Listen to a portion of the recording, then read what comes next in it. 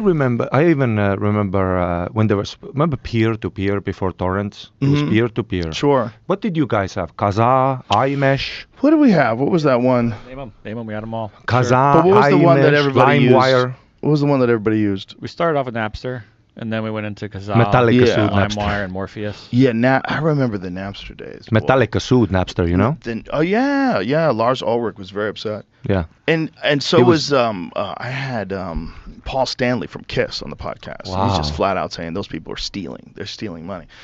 And, my position, I was like, okay, a bomb just went off. And you could either recognize you have a hole in the ship, or you can go full steam ahead with the original plan, and this motherfucker's going to sink. It's like that cartoon when Tom and Jerry, when he's trying to, the ship is sinking. The moment music becomes a digital piece of information that can be uploaded to a hard drive, the moment that happens, it's over. So if you don't realize that the war has been lost and devise some sort of monetization of streaming platform, make it simpler, quicker, faster than anybody else's, and then get it up there quick.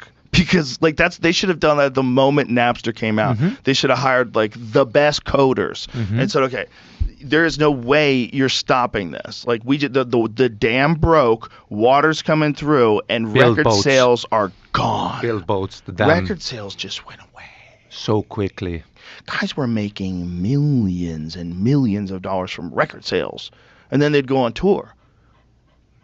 But even live touring was on a downslope because you didn't need to do that much. Record sales was the bag. Right. That's why Madonna went back on tour. I mean, Yes. I don't know this, but that's why. She probably also wanted to say what's up.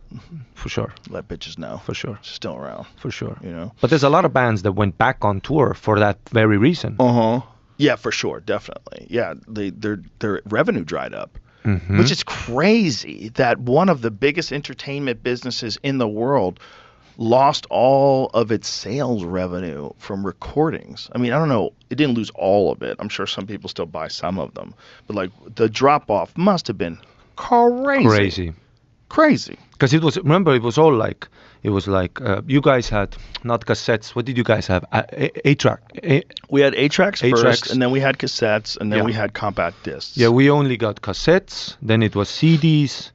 So the format was always changing. And then it was the Blu-ray and the Microsoft, whatever format they had, battle. So there's always that battle of data. Then for a while, USBs were tried, when they would sell small USBs. Yep. But then just the internet was physical. Yeah. It was over. Isn't that crazy? And not only that, it's way better. Imagine if YouTube was just a bunch of discs that you had to get. Dude, how stupid that would be. But then again, that's a good example of how much things have changed. Is Yeah. the fact that YouTube exists and that YouTube is not a stack of discs that you have to go to a library or a bookstore to get. Yeah. YouTube just exists instantaneously. But then again, there was that magic of I feel lucky at least to have that childhood where I remember that my attention was actually not raped by technology that much, but I had to actually look forward to consuming something and work physical exertion to get it. Go to the DVD thing. You would read the back. You would look at it would put it. There's a more maybe commitment to consumption. I think it's going to be very interesting when we look back on human beings, and I think we're in the middle of it right now, so we probably don't really objectively understand how much of an impact it's had on us, because it sort of trickled in slowly with just regular cell phones, and then remember those sidekicks? People had the sidekicks that you could send texts on. It would go sideways. Remember? We were like, wow, that's crazy. That was next level. And then Blackberries, if you were fucking serious, if you're really getting some shit done, answering some emails, you had a Blackberry. And then when the iPhone came out, the whole game just fucking flipped on its head. And now all of a sudden everyone's connected to everyone everywhere, and everyone's anxious and freaking out. And I think that we grew up before that. And I'm older than you by far, so I grew up way before. How old are you now? 32. Yeah, so I'm 56. No, I'm almost 57. I'll be And 57 you're also in a few days. Yeah, those very important years. That's of life. the big transition years, because it was a series of factors that happened in my lifetime. Number one, answering machines. Like, what the fuck? You could never call had someone that. and leave a message, I never had and you that. would come home and your answering machine light would be like a little dog. Like if the red light was going on, like, oh, someone How loves exciting. me, someone loves me, and you go listen to your messages. Wow. And then it got to a point where you could call your own phone and get your answering machine to play you your messages. That was next level shit. Okay? Crazy technology. We couldn't believe it. You got to see caller ID, who's calling you.